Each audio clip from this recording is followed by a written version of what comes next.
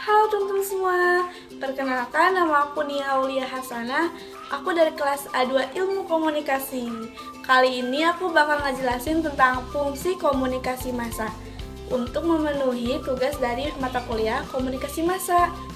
Jangan lupa ditonton ya teman-teman. Fungsi komunikasi massa. Sebenarnya fungsi komunikasi massa itu banyak teman-teman. Tapi aku hanya ngejelasin 5 fungsinya saja. Di antaranya, yang pertama ada fungsi pengawasan, yang kedua fungsi korelasi, yang ketiga fungsi penyebaran, yang keempat fungsi hiburan, dan yang kelima fungsi mobilisasi. Yang pertama, fungsi pengawasan.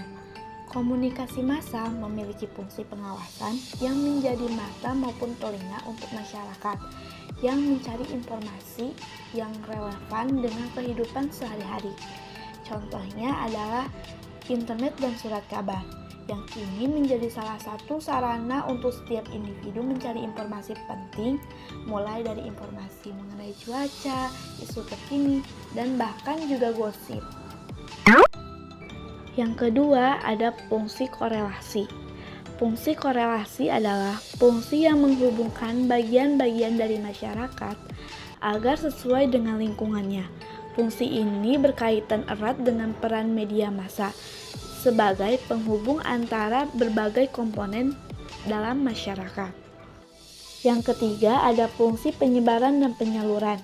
Fungsi ini menjadi wahana atau sarana untuk penyaluran yang membantu menyampaikan norma, aturan, nilai, hingga kebiasaan budaya. Media massa memiliki peran penting dalam proses sosialisasi serta penyebaran informasi.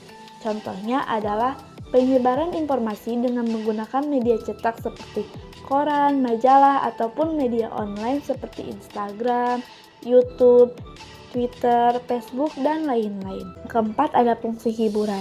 Fungsi dari komunikasi massa yang keempat ini lebih terasa dibandingkan fungsi komunikasi massa yang lainnya, terutama ketika internet mulai berkembang dan banyak komunikan yang menyebarkan pesan menghibur melalui beragam media massa yang mudah diakses khalayak umum. Dengan menggunakan media massa ini, pihak komunikator juga bisa memberi pesan yang sifatnya menghibur juga kepada komunikan. Contohnya komunikasi yang dilakukan oleh pelaku stand up komedi yang saat ini sedang tren dan sedang booming. Kelima, ada fungsi mobilitas. Maksud dari fungsi ini adalah untuk memobilisasi masyarakat yang selama ini berada dalam masa krisis. Dalam hal ini, media massa memiliki peran untuk memobilisasi khalayak umum agar ikut merasakan pengalaman atau peristiwa tersebut, hingga memunculkan perasaan bahwa peristiwa tersebut ikut terjadi juga padanya karena terjadi di negara atau di daerah yang ia tinggali. Jadi teman-teman, contoh yang aku ambil itu dari media sosial, yaitu aplikasi Twitter. Twitter adalah layanan jejaring sosial dan microblog daring yang memungkinkan penggunanya untuk mengirim pesan dan membaca pesan yang berbasis teks hingga 140 karakter. Akan tetapi pada tanggal 7 November 2017 ada tambahan hingga 280 karakter yang dikenal dengan sebutan kicauan atau tweet. Twitter sendiri juga didirikan pada bulan Maret 2006 oleh Jack Dorsey, dan situs jejaring sosialnya diluncurkan pada bulan Juli.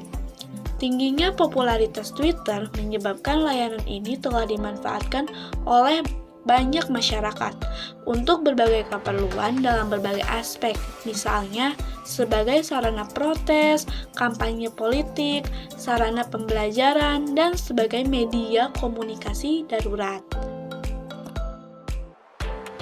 Jadi aku lebih milih program TV Trans TV. Sebelum ke acara TV-nya, aku bakal ngejelasin tentang Trans TV.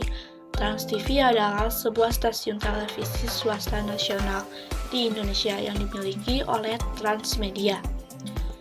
Dengan moto milik kita bersama, konsep tayang stasiun ini tidak banyak berbeda dengan stasiun swasta lainnya. Trans TV adalah anak perusahaan dari Transmedia. Di Trans TV juga memiliki banyak acara TV, di antaranya seperti Brownies, Insert Pagi, Pagi-Pagi Ambyar, Sinetron, serta masih banyak acara TV di program ini. Jadi aku ngambil contoh acaranya itu Pagi-Pagi Ambyar. Pagi-Pagi Ambyar adalah sebuah program gelar bicara yang tayang di Trans TV mulai 19 Oktober 2020.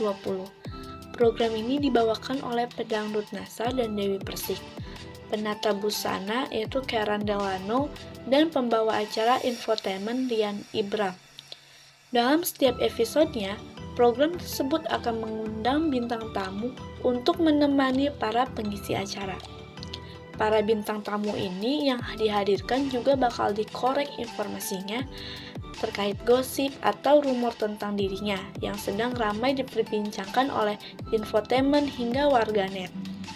Topik yang akan dibahas yaitu hal-hal seru dari para pasangan selebriti hits, serta berbagai berita yang sedang hangat dibicarakan oleh masyarakat, sehingga membuat Pagi semakin menarik, dan para pembawa acaranya juga akan melakukan penilaian terhadap busana yang dikenakan oleh bintang tamu, serta menghadirkan hiburan yang lebih menarik lainnya.